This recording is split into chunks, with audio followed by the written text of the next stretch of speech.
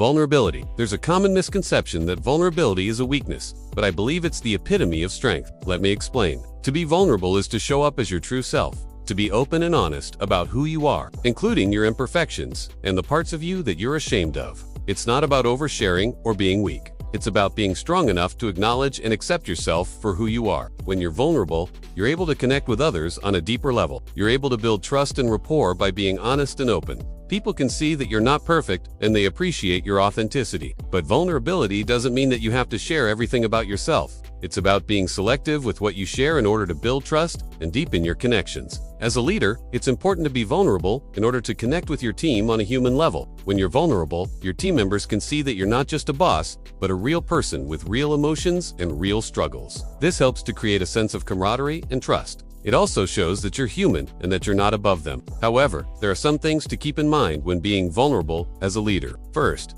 it's important to be mindful of what you share. You don't want to overshare and make your team uncomfortable. At the same time, you don't want to be so guarded that people can't connect with you.